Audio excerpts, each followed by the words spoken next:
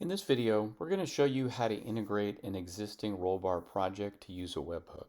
But before we begin, let's make sure we level set and discuss a few assumptions before we continue. Number one, we're assuming you have already created an existing Rollbar project that's actually received some errors. And secondly, you need to have knowledge of what the webhook URL from the receiving application that you need to add into Rollbar. So let's jump over here into the Rollbar GUI. And as you can see here, we have a project that's had some recent errors have been received. So to integrate webhooks with this project, we're going to go ahead and click on Settings. And we're going to go ahead and look for our project and specifically. And then on the left-hand side under Integrations, we're going to go ahead and click on Notifications. And then at the bottom down here, we're going to click on Webhook. So I'm going to go ahead and put this webhook URL in there. Let's refresh. We're going to copy this.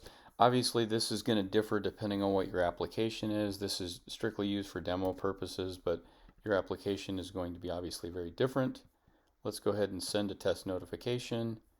And if we go back over here to our webhook site, we can see that there was a notification that just came in.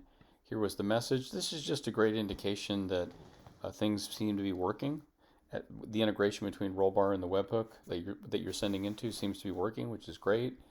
Now if we go over here, I want to talk about a few of our rules here. So these are all of our out-of-the-box rules, okay, to set up.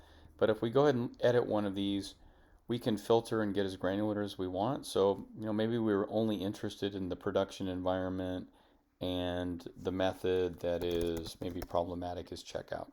So you could get as granular as you want and specific as you want to only send alerts from Rollbar to your webhook URL for things that you really care about. We're going to go ahead and cancel that.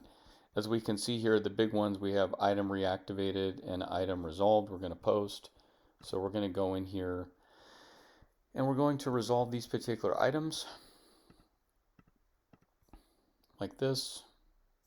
Okay, so now we're going to go back to our application and let's generate a few more errors and it should have sent the webhook over. Okay. And as you can see, we got two new messages, two new errors that have popped up in here in the GUI. We go back over here, we can see that we've got the webhook has been sent in, and here's sort of what it looks like. Just wanted to pause on a few things here.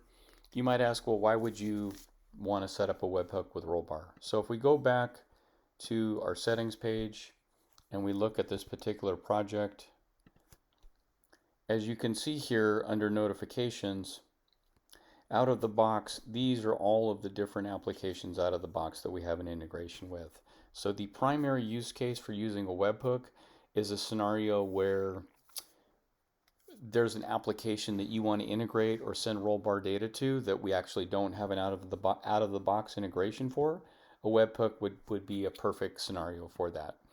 A couple other things about the webhook, if we go back to this, you have really two options when you configure the webhook to send data in. You either can do a JSON format or an XML format. So this is obviously a JSON format, but if you wanted to send it in an XML format, you can do that as well. So hopefully this gave you some overview of using webhooks with Rollbar. If you have any additional questions, feel free to reach out to me.